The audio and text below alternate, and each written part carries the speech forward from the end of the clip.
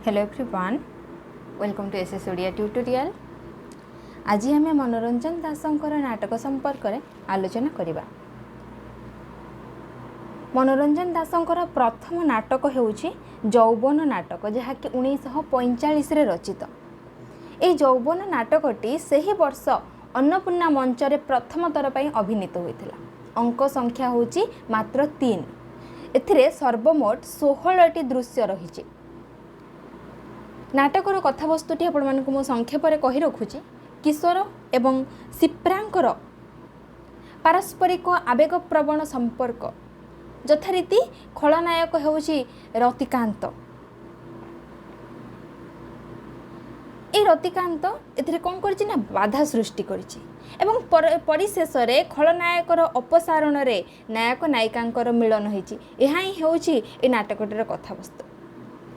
ए कहानीटी को द्वंद्वमुखर करने निमंते से शंकर एवं अतसी जो चरित्रटी रही, ए दुई गोटी चरित्र जो माने कि प्रणयी जुगलर प्रेम रे बाधा स्वरूप हो दंडायमान होइछन्ति।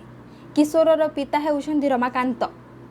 रमाकांत निकट में अतसी को उपस्थापित करा जाइछि तांकर मृत बाल्यबंधु नितुंकर कन्या रूपे बाल्यकाल किशोर से कौन ना बागदत्ता। एवं सठिक समय रे कैप्टेन राय जे कि आत्मप्रकाश करी रहस्यर ग्रंथि को उन्मोचन करिसेंती एवं सिप्रां को नितुंकर प्रकृत कन्या रूपे मध्य प्रमाण कर दैछंती। रतिकांत जे कि किशोर को हत्या करबा को जाई अतसी को हत्या करुछि एवं परिशेष रे किशोर सिप्रार मिलन हेउछि। एहा ही हेउछि मनोरंजन दासंकर यौवन नाटक। परवर्ती नाटक हेउछि जन्ममाटी नाटक। ए जन्ममाटी नाटकटी 1943 रे रचित। 1966 मसीह रे यह प्रकाश पाइथिला। मन रखि तांतु 1943 रे रचित किंतु 1966 रे यह प्रकाश पाइथिला। जन्मभूमि ए नाटकटीर कथावस्तु बा कथा भाग को मूल्यबोध जनित संघर्ष को नहीं जो जन्ममाटी आपण मन को भूले जन्मभूमि कहीदेली ता जन्ममाटी। ये जन्ममाटीर कथा भाग को कौन कही ना दुईटी विषय एथिरे स्थान पाई। गोटे होउछि जननी जन्मभूमिर मर्यादार प्रसार, अन्यटी होउछि प्राचीन नवीनर संघर्ष।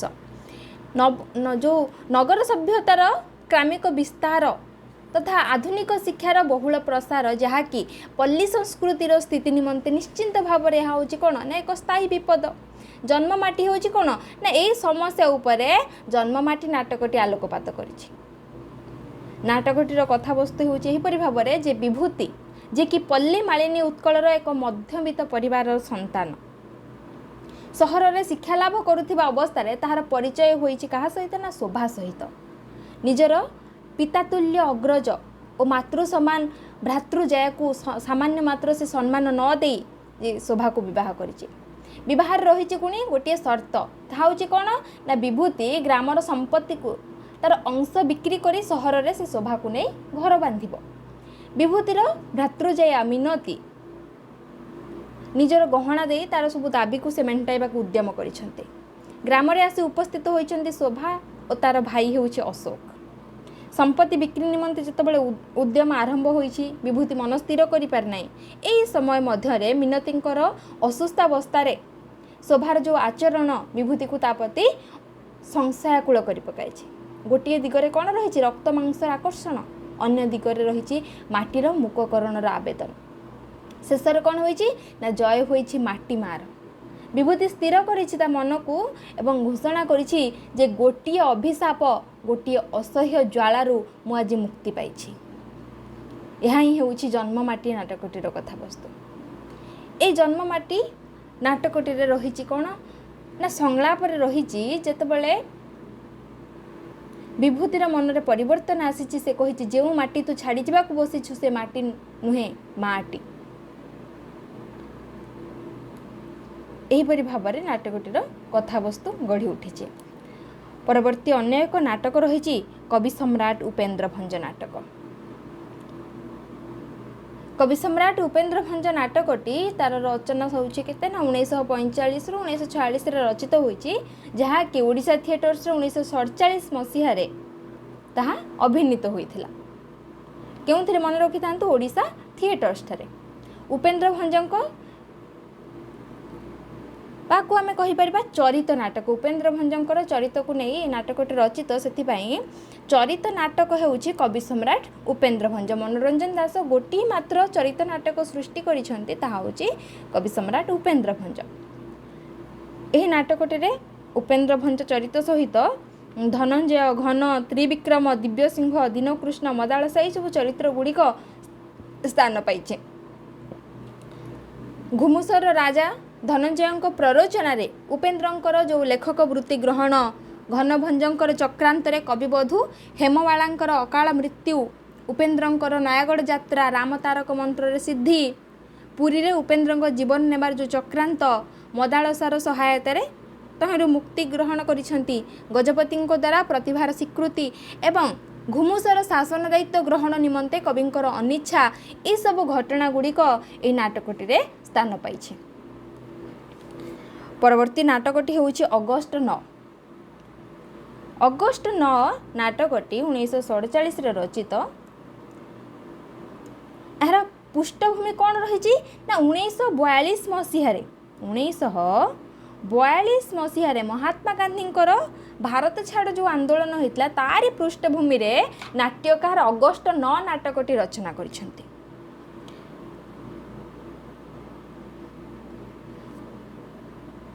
ए नाटकटीर कथावस्तु कौन कौन रही ना गोटे शिक्षानुष्ठान को अगस्ट विप्लवर केन्द्र रूपे ग्रहण कर उद्दाम युव छात्र मानक प्राण रे स्वाधीनतार एक बीज मंत्र को आद्य ओंकार ध्वनित कराइबा निमंते आगे आसिछंती प्रोफेसर दास। छात्र मानक मध्यरे अमर, जयंत, विश्वनाथ एवं छात्री मानक मध्यरे माया, बारुणी जे कि अग्निमंत्र रे दीक्षित होइकी देशमातृकार मुक्ति निमंते से माने जीवन यापन करिसेंती। मजिस्ट्रेट हेउची के ना सदानंद। ए मजिस्ट्रेट सदानंद जी हेउची बारुणीर पिता। छात्र रविंद्र साहाय्य रे विप्लवी मानकु धरिबा को से उद्यम करिछि एवं परिशेष रे निज कन्यार गुली रे मध्य मृत्युवरण करिछि। शेष रे विद्रोही मानकु गिरफ करि निया जाउछि एवं अमर को फांसी दिया जाउछि। नाटकर कथाभाग को भारतीय स्वाधीनता आंदोलन रक्त झरा कहानी ए स्थान पाई, जहाँकि हूँ एक सत्य घटना आधारित। से जो अग्निजुगे शहीद भगत सिंह, खुदीराम आरंभ कर विनय, बादल, दिनेश्वर पर्यंत जेते सब युव प्राण जे कि स्वाधीनतार यज्ञवेदी रे निजर अमूल्य जीवन को बलि स्वरूप अर्पण करिसेंती, इतिहास तार प्रमाण मिलुछि। से सब को एक सत्य घटना को आधार करी नाट्यकार अगस्ट 9 नाटकटी रचना करिसेंती। आपण माने समस्त जानिथिबे बंकिम चंद्रंकर उपन्यास हेउछि आनंद मठ। ए उपन्यासटी एक देशप्रेमी संतान गोष्ठी सृष्टि करिछि, जहा कि वंदे मातरम मंत्र रे समग्र भारत को उद्बोधन देबार जो अनन्य प्रयास करथिले एठारे बंकिम चंद्र, से साहित्यर प्रभाव रे, से समाज रे प्रभाव रहिथिला ए अगस्ट 9 नाटक रे, जहा कि प्रोफेसर दास आनंद मठ उपन्यासर गुरु हेउछि के सत्यानंद आदर्श रे एहा को ही परिकल्पित करिसथि। एहा आपण माने मन रखि थांतो। एहा ही होछि अगस्ट 9 नाटकटीर कथावस्तु। अन्य एक नाटक रहिछि विद्रोही जगबंधु। विद्रोही जगबंधु अन्नपूर्णा मंच रे प्रथम थर पे अभिनीत होइतिला, जहाँकि 1949 रे जून 5 तारिख। ए विद्रोही जगबंधु नाटकटी परवर्ती समय रे नामित होइछि केउ नाम रे? बक्सी जगबंधु रूप रे। यह होछि व्यवसायी मंच रे तृतीय एवं शेष नाटक नाट्यकारकर।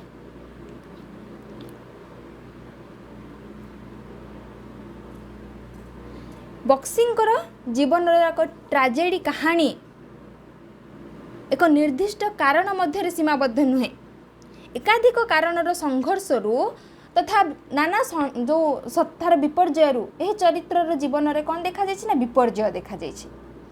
बक्सी जे कि देशप्रेमी नेता, साधारण मनीष एवं से हूँ कौन आदर्शवादी।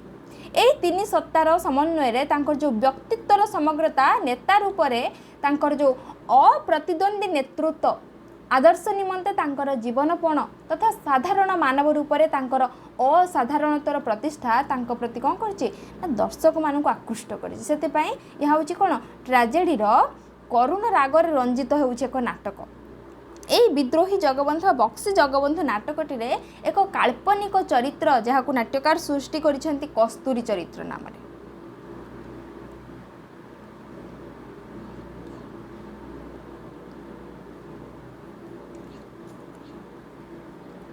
वर्तमान अन्य एक नाटक आलोचना करिबा जहा होची आगामी नाटक। ए आगामी नाटक मंचस्थ होइथिला शौकीन यूनाइटेड आर्टिस्ट संस्था द्वारा। पुंजीपति सूर्यनारायण एवं श्रमिक नेता शरद एमानंकर संघर्ष पुणी कूटबुद्धि सूर्यनारायण सामयिक पराजय निजर जामाता विरुद्ध रे तांकर जो षडयंत्र ए सब आदर्शर संघर्ष रु ही नाटकटीर सृष्टि। सूर्यनारायण होउछंती कोन ना सांप्रतिक पुंजीपति गोष्ठीर एक वास्तव प्रतिनिधि जहांकर अहं निकटरे पुत्र कन्या जामाता कहारी स्थान नाई। श्रमिक मालिक विवाद रूपक जो बहिर्द्वंद भितर समसामयिक समाज जीवन रे एठारे कुंठित व्यक्तिकैंद्रिक रूप एठा नाट्यकार कौन कर प्रस्फुटित करिसेंती। ए नाटकटीर द्वितीय समस्या होची कोन ना दुई जोड़ा तरुण और तरुणींकर से माने होचंती किए किए शरत सरसी सरोज कल्याणी स्वार्थपरतार महायज्ञ जे कि सूर्यनारायण प्रथम बलि स्वरूप अर्पण करिसेंती निजर एकमात्र कन्या सरसी को। सरसी भल पाए क्या डाक्तर सरोज को मात्र ताकू विश्वास करि पारे नाही। अभिमान रे सामयिक उत्तेजना रे से निजको शरद हाथ में टेकी दिए। हाथ में गंठी पड़े सीना मात्र मनर गंठी ढिला रही जाए। सरोजर जीवन रे सरसी जे कि प्रभाती तारा भली शोभा पाऊ थाए। अपूर्ण कामनार जाल रे छंदी हो जाई शरत मानसिक भारसाम्य हराई सरोजर क्लिनिक रे जाई अधिक छंदी हो जाए कहा सहित ना कल्याणीर आकर्षण रे। सरसीर चिरंतन नारीसत्ता विद्रोह कर उठे। से कल्याणी ठारू शरत को छड़ाई आनी सरोज ठारू दूर को पलाए। देह मात्र दूर ही जाए मन बंधा रही जाए कहा पाखरे सरोज पाखरे। कल्याणी अश्रु ढाले गोपान रे पुणी रोगी सेवार निजको भुलाइबा निमंते असफल प्रयत्न करे। ए जो छंदा छंदी मनीष मनर अड़ुआ सूता भितर दे असहाय मनीष जातिर इतिहास एठारे कौन हुए ना लेखा हुए। यह ही होची ए आगामी नाटकटीर कथावस्तु। शरत होची कौन जने आदर्शवादी मार्क्स को गुरु करी से शोषित मुहरे हस फुटाइबा को सब बेले उद्यम करिथिला। पुंजीपतिर चक्रांत जेतेबेले कि तार समस्त स्वप्न को भांगीदेला सेतेबेले से भारसाम्य हराइबा होची ता पक्षरे स्वाभाविक। सेतेबेले से हला कोन फ्रॉयडकर अतिथि तार जो आदर्शर अंक एठारे भूल हो गला। से भली भाबरे सरोज मध्य व्यास वाल्मीकिंकर उपयुक्त दाद रूप से केवल देगला पीड़ितर चित्कार मध्य से निज आत्मार आर्तनाद शुणा समय पाइला नहीं। तथापि से बंचिला क्या संबल करी आदर्श को संबल करी। पुंजीपति सूर्यनारायण जे कि आसुरी प्रवृत्तिर सर्वशेष परिणति शक्ति को संबल करी तारंकर जीवन यात्रा हारी जिबा परे हजि जिबा ही तांकर पई एकमात्र संभाव्य परिणति जहाकू ए समस्या सेथिरे कोन रहिছে नाटकटीरे रहिছে। बहुगुड़िए अंतर्द्वंद्वर जटिलता ये नाटकटी देखा मिलता है। नाटक भितर गांधी फ्रॉयड मार्क्स दर्शन ए सब को जटिल कर ठीक आज जीवन परी। नाट्यकार यही सब समस्या गुड़ी को मनीष को नहीं बंचार किपर भाव में उपयुक्त पथर संधान करिसेंती ताहाकु ही नाटकटी दर्शाई। अन्य एक नाटक होउछि अवरोध नाटक। ए अवरोध नाटकटी होउछि आगामी नाटकर एक प्रसारित रूप जहाँकि मंचस्थ होइथिला कटकर मधुसूदन आईन कॉलेजर नाट्य संस्था द्वारा। 3टी अंक रही नाटकटी।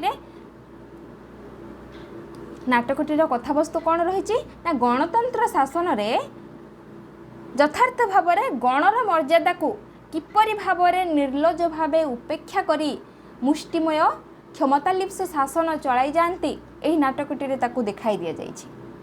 मुख्यमंत्री भाव में श्री दास जी कि चाहती शोषण मुक्त एक नूतन समाज गठन। एथि निमंते से व्यक्ति स्वार्थ अपेक्षा समूह स्वार्थ उपर कौन देइछंती ना अधिक गुरुत्व प्रदान करिसेंती। मात्र मंत्रिमंडल जो अन्य जते सब सदस्य माने रहिले तांको चापरे निज मत को कार्यकारी कराई पारि नाहंती। तांको विरुद्ध रे अनास्था प्रस्ताव मध्य अणा जाइछि एवं से गृह बंदी होई रहंती। सुधांशु एवं सुमित्रा जनतार सेवारे निजर को उत्सर्ग करी सुधा राजनीतिर चक्रांत रे निजर लक्ष्य को हासिल करि पार नाहंती। फाल्गुनी जे कि संगठन जरिया रे दुष्ट जनतार दाबी हासिल करबा निमंते उद्यम करू करू पुलिस गुलीर शिकार होती। मोटामोटी भाव में कह जाई पारे जे आजिर जनमंगल राष्ट्र रे जनतार प्रकृत मंगल चिंता अपेक्षा शासक संप्रदायर व्यक्तिगत लाभ क्षतिर हिसाब होउछि कोन बड़ होई देखा जाउछि। जो माने प्रकृत रे जनता सहित पाद मिलाई चलवा शासक शक्ति ठारू दूरे जावा निमंते चेष्टा करुछंती सेमानकर चारिपटरे कौन उठी गढ़ी दि जाउछि एक अवरोधर दुर्लभ पाचेरी। कहा परे ना ठीक मुख्यमंत्री दासंक भली। तथापि भाव में श्री दास निराशा न होई आशा प्रकाश करुछंती एवं कहिछंती भय नाही सुधांशु। जनता अभियान निकटरे ए अवरोध शिशुर प्रलाप जनता जागिले कहीं अवरोध एक कथा मुख्यमंत्री दास कहिछंती। आगामी समाज पाई एतिकी होउची नाट्यकारंकर संदेश। नाट्यकारंकर जो अनुसंधान करा जाइछि जो संदेश रही वार्ता रही होची एतिकी। परवर्ती नाटकटी होउची सागर मंथन। सृजनी नामक एक शौखिनी संस्था द्वारा यह अभिनीत होइतिला। होउची एक अनुवाद नाटक। अनुवाद नाटक होउची सागर मंथन। मन रखि थांतु जे बी प्रिस्टलिंकर प्रसिद्ध नाटक होउची आन इंस्पेक्टर कॉल्स। यार ओडिया रूप होउची सागर मंथन। अवचेतन मनर विश्लेषण को एही नाटक रे विशेष भाव में गुरुत्व प्रदान करा जाइछि।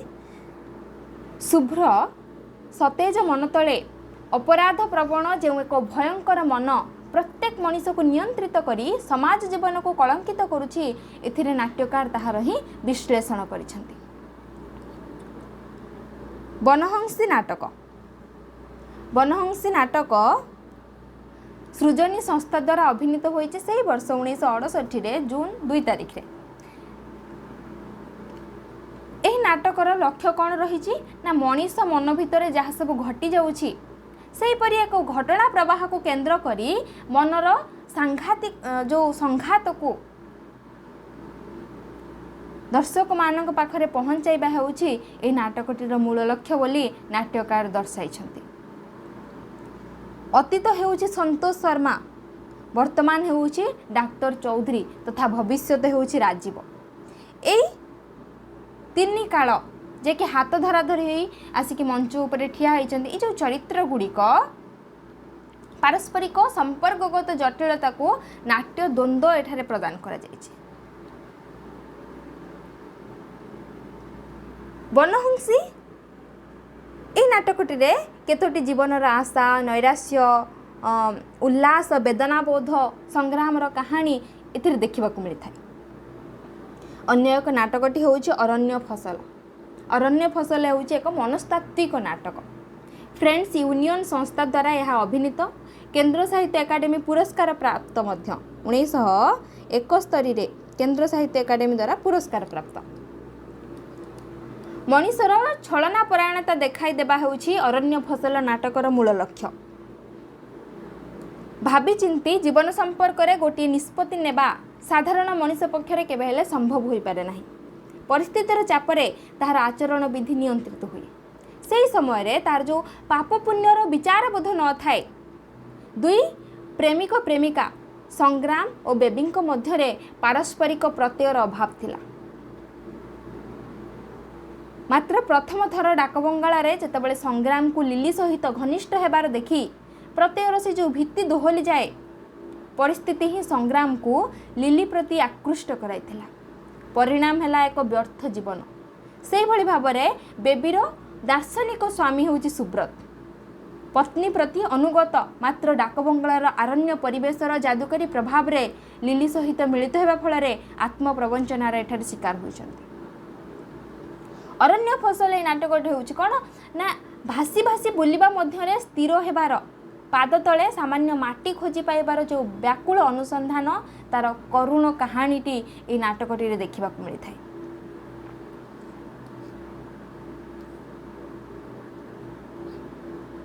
अन्य एक नाटकटी होउछि कोन ना अमृतस्य पुत्र।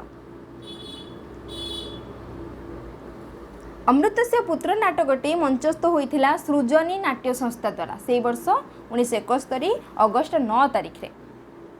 जोगाजोग बा कम्युनिकेशन अभाव जहाँकि मनुष्यर जीवनधारा को केउं भली भाव में दिगहजा कर दिए नाट्यकार से विषय रे ए नाटकटी सूचना देइछन्ति।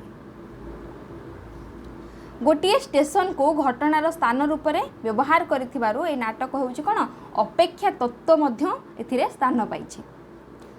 सुचेता, सनातन, निर्मला, विमल एवं एएसएम ए पांचटी चरित्र जे कि स्टेशन रे एकत्रित होइछन्ति। सनातन को नहीं सुचेता नीड़ रचनार स्वप्न देखिछे हेले सनातनर आचरण ता पई प्रहेलिका होई रहि जाइछि।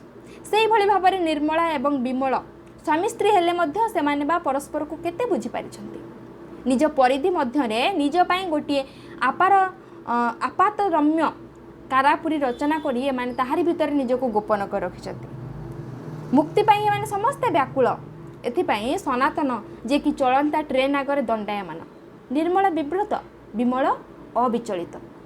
सनातन कहिछि गढ़िबार शक्ति अछि बोली मु आज भांगिबी, न भांगिले गढ़ी पारिबे नाही। एहा ही होउछि ए अमृतस्य पुत्र नाटकर कथावस्तु पिला माने। अन्य एक नाटकटी होउछि कोन ना काठघोड़ा नाटक।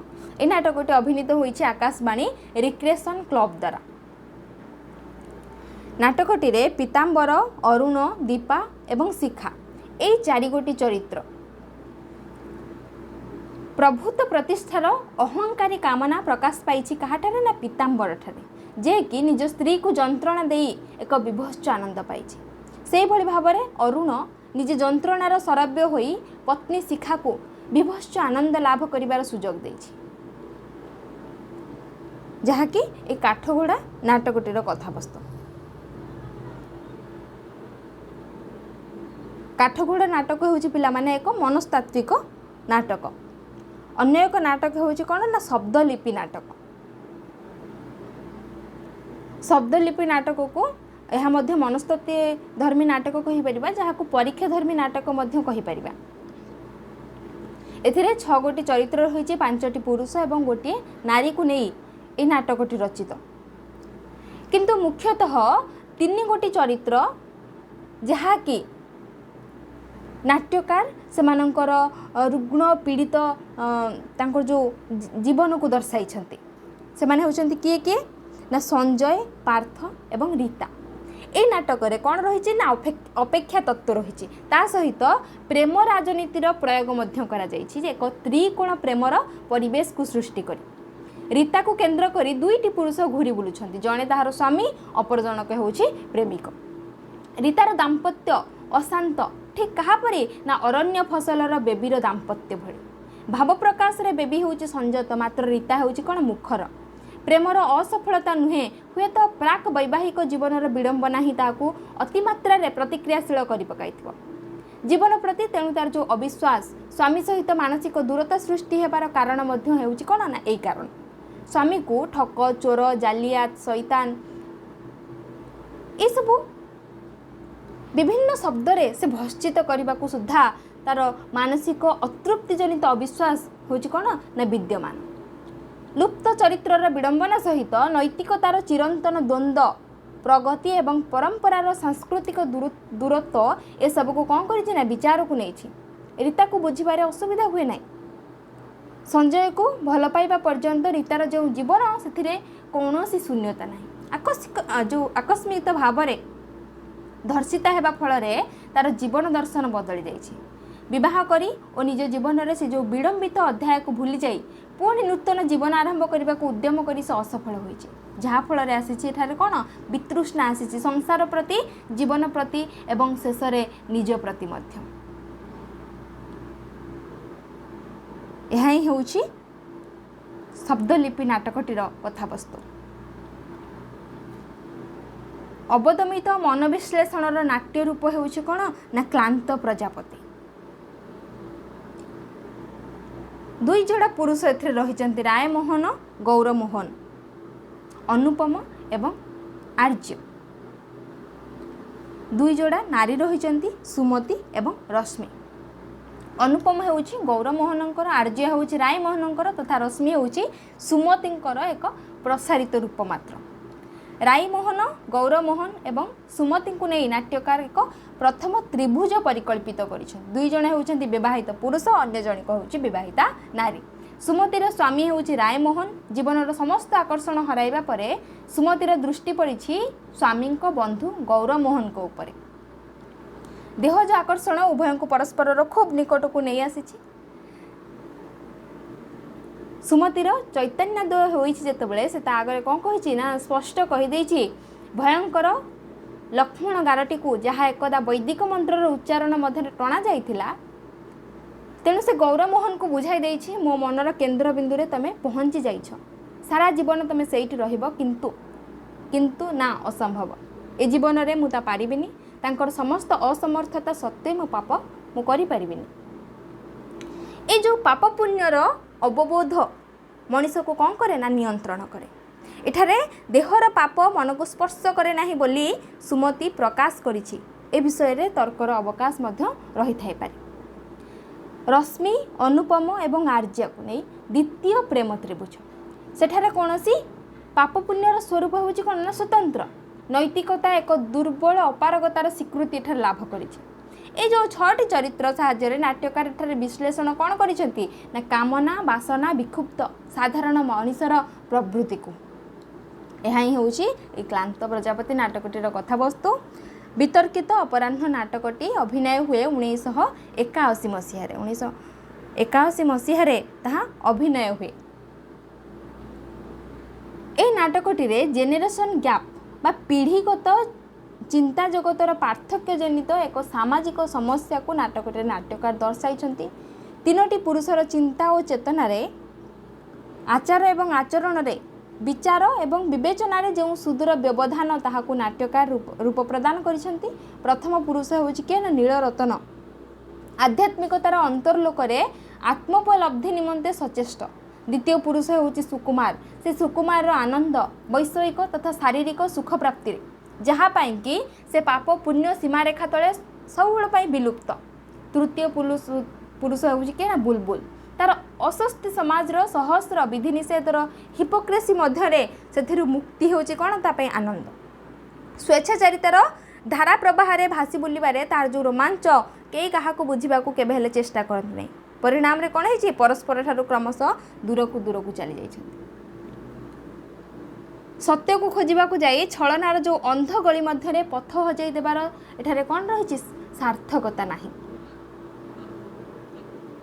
मोटामोटी भाव में नाट्यकार एथिरे कालर परिधि मध्य घूरी बुलुथिबा 3 पुरुष को समयर गोटे बिंदु रे स्थापन करी सेमानंकर समस्या को आनी निरीक्षण करिसेंती विश्लेषण करिसेंती एवं सेथि मध्यरु जीवन सत्यर एक शाश्वत रूप को चिन्हाइबा पई एठारे कोन कहछ ना एक उद्यम करिसेंती। अन्य एक नाटकटी होउछि कोन ना नंदिका केशरी नाटक। ए नाटकटी सर्वप्रथमे बेताररु प्रचारित होइछि केबे ना 1980 रे।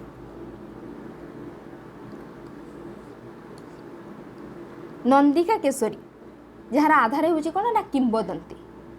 ए नाटकटीर मूल्यांकन करा जाइछि कोन ना सेही समयर इतिहासर पट्टभूमि रे दंडायमान होइछि के ना नंदिका।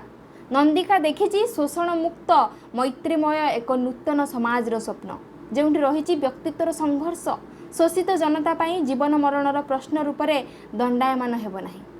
सुवर्ण केशरी होउछन्ति वृद्ध सामंतवादर अहंकार तांकर स्फीत जैत्रमणिर पराक्रम रे परंपरार परिधि मध्य निरापद रही से देखती जे अधिकार बोध प्रतिष्ठार स्वप्न परिवर्तन तांको पे होउछि परित्यज्य। चोलगंग जे कि नूतन जुगर प्रतिनिधि सकाळर सूर्य परी शोषणर अंधकार दूर करने निमंते तांकर सबुबल उद्यम नंदिकार प्रत्यय तेणु तारुण्यर गठनशीलता उपरे रही कौन ना आस्थाशील नंदिका जे कि जीवन विलासी नुहे मूल्यबोधरे विश्वासी तेणु तापाई जीवन और मृत्यु हूँ कौन ना गोटे कथा नंदिका माध्यम नाट्यकार एठार देखते एक मानव जे कि दरदी देवदूतर शाश्वत आत्मा को व्यक्ति स्वार्थर अहंकार जनित संघर्ष यहाँ अकाल विदाय नेबा निमंते किपरि भाव बाध्य करिछि मूल्यबोधर संधान करू करू पराजयर ग्लानी रे ताको आखि बुझी देबाकू पड़िछि राजनीति व्यक्ति संपर्क प्रभृति बहु उपादान जहाँकि मानव जीवन को जटिल कर देछि। जटिलता आदर्शगत मत पार्थक्य होउछि एठारे जटिलता एठारे किए शिकार होइछि एई सबु जटिलतार शिकार होइछि नंदिका वास्तव निकट रे आदर्श एठारे बळी पड़िछि। एहा ही होउछि नंदिका केशरी नाटकटीर कथावस्तु। नाटक गुड़िक व्यतीत नाट्यकार केतेक एकांकिका रचना करिसेंती नारी और अन्यान्य एकांकिका एथिरे सर्वमोट 5 गोटी एकांकी स्थान पाई से गुड़िक हूँ कौन कौन ना नारी आगंतुक प्रेम अर्थ संधान प्रतिमा प्रतिमा एकांकीटी मोपासांको एक गल्पर एक नाट्य रूप नारी और अन्यान्य एकांकिका व्यतीत छोट नाटक रचना करिसेंती छोट नाटक रही अति मानव एकांत गोपनीय अतिथि आविष्कार फल्गु स्रोत सेतु ये सब एकांकी गुड़िक स्थान पाई। अति मानव नियतिर निर्मम परिहास अनेक स्वप्न एवं आशाभंगर एक करुण कहानी होउछि एई एकांकीटी। एकांत गोपनीय एकांकरे वर्णित होइछि अध्यापिका अंजलिंकर एक दयनीय जीवन। अतिथि रचित होइछि एक साधारण निम्न मध्यमित परिवार रे अनाहुत अतिथिंकर आविर्भाव जनित समस्या को नहीं। आविष्कार आविष्कार हेउ तांकर प्रथम बेतार एकांक नाटक जो वंश परंपरार निम्नगत जनित मानसिक संघर्ष को एठारे रूप प्रदान करा जाइछि। फल्गु फल्गुरे नाट्यकार देखाइछंती विवाहित जीवन रे अतीत प्रेमर स्मृति को परिकल्पना करिछंती फल्गु रूपरे। स्रोत स्रोत एकांकी रे नाट्यकार विश्लेषण करिछंती रहस्य गंभीर नारीर अंतलोक को। सेतु हेउछि दुईटी जीवनर पाइबा एवं हराइबार एक कहानी प्राप्तिर आनंद जोंठी जीवन पाई शेष जवनिकार रूप नेइछि एकांकीटे। एहा ही होउछि ए सबु एकांकी को नहीं 7 गोटी एकांकी को नहीं छोट नाटक संकलित। परवर्ती होउछि महासमुद्र। महासमुद्र रे अप्राप्तिर वेदना जनित एक मुह्यमान अवस्थार रूपायन करा जाइछि।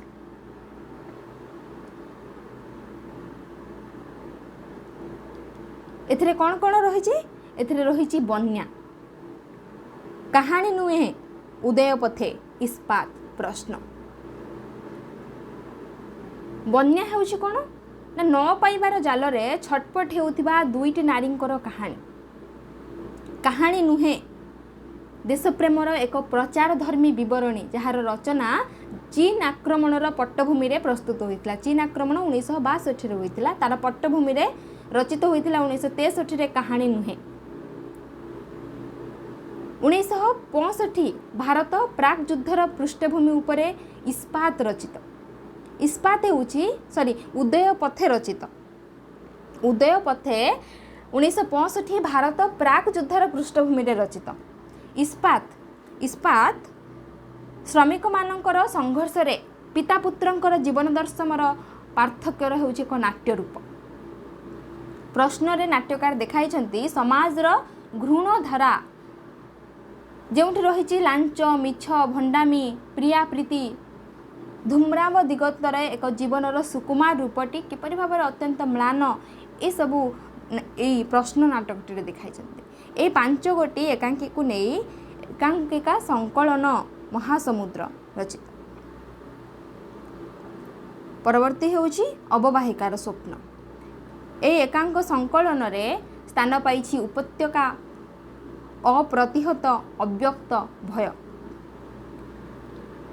नारीर अभिनेत्री स्वरूप प्रकाश पाइछि अप्रतिहत एकांकरे। अव्यक्त रे दुई प्रणयी जीवनर उत्थान पतनर चित्र प्रदान करा जायछि। युव जीवनर संग्रामी मनोभाव एथिरे अति सुंदर भाव नाट्यकार प्रस्फुटित करिसेंति। भय एकांक नाटक नारीर निरापत्ता उपरे गुरुत्व आरोप करा जायछि।